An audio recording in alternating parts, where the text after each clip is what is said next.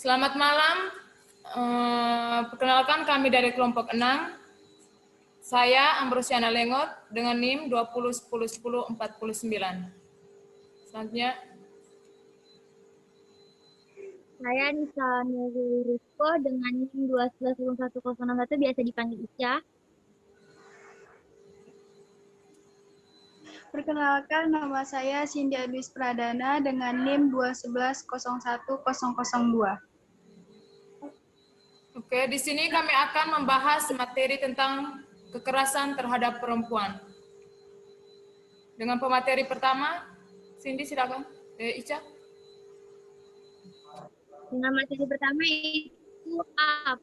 Kemudian kekerasan terhadap perempuan. Di mana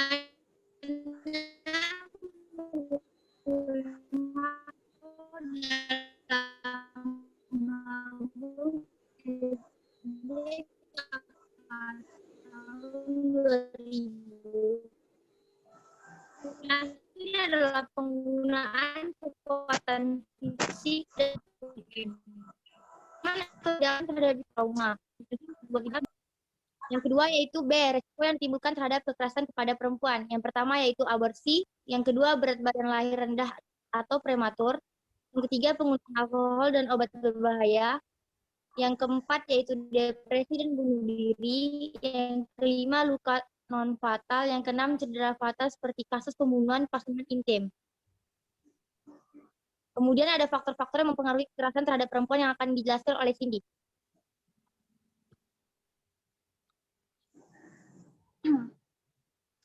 Yang pertama yaitu ada faktor internal. Laki-laki dan perempuan punya tempat dan perannya sendiri-sendiri yang khas dalam keluarga atau perkawinan ataupun berpacaran. Laki-laki lebih superior daripada perempuan dan mempunyai hak penuh untuk memperlakukan perempuan seperti barang miliknya. Keluarga adalah wilayah pribadi, tertutup dari pihak luar dan berada di bawah kendali laki-laki. Diterimanya kekerasan sebagai cara penyelesaian konflik. B. Aspek perhatian dan penanganan dari pemerintah yang kurang. Pemerintah cenderung menganggap tidak penting atas kasus tindakan kekerasan seksual, sehingga tidak hanya penanganan khusus dan serius untuk kasus tersebut. Padahal, dampak yang ditimbulkan akibat dari tindakan kekerasan seksual sangatlah besar bagi korban yang mengalaminya. C. Aspek pemikiran yang tidak setara. Kekerasan seksual sesungguhnya terjadi dimulai dari adanya cara berpikir yang tidak setara sehingga menyebabkan salah satu pihak dijadikan objek seksual. Kerap sekali korban kekerasan seksual adalah perempuan dan anak. Sedihnya, korban seringkali disalahkan dalam kasus tersebut. Akibatnya, korban takut untuk melaporkan apa yang terjadi terhadap mereka. D. Aspek relasi kekuasaan yang tidak seimbang.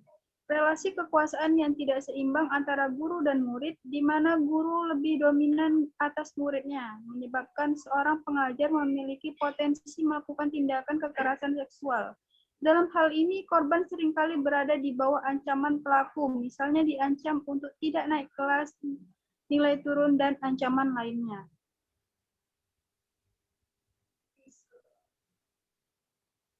E. Aspek edukasi yang minim mengenai seks dan etika pergaulan.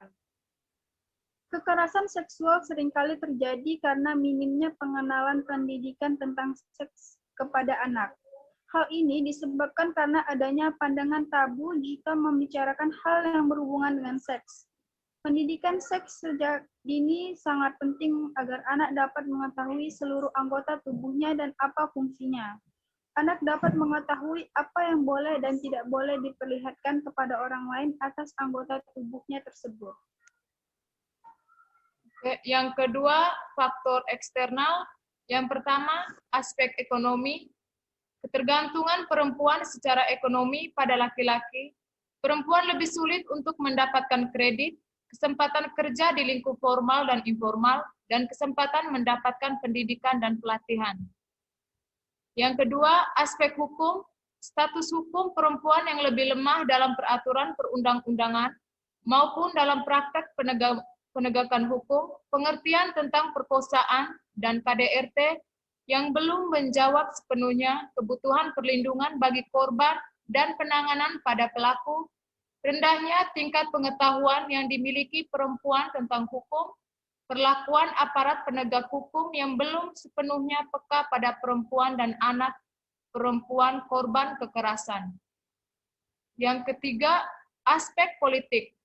Rendahnya keterwakilan kepentingan perempuan dalam proses pengambilan keputusan di bidang politik, hukum, kesehatan maupun media. Kekerasan terhadap perempuan masih belum sepenuhnya dianggap sebagai persoalan yang berdampak serius bagi negara.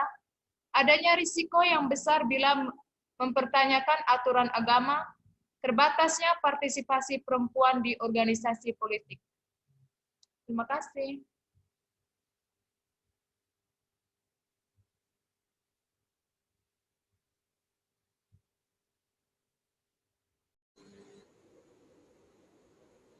Baiklah, sekian dari presentasi kami bertiga malam ini. Apabila ada salah kata atau kekurangan, mohon dimaafkan.